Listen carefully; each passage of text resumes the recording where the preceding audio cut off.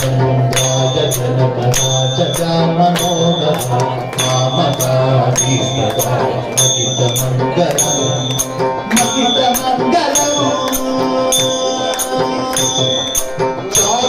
चारुमेघरूपाय चन्दनादिचर्चिता भागजगदशोभिताय भूरिमङ्गलम्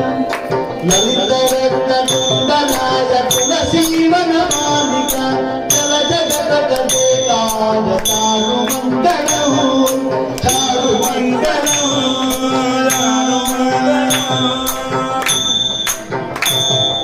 Devaki सुपुत्राय देवदेवोत्तमा Devaki सुपुत्राय देवदेवोत्तमा पावनाय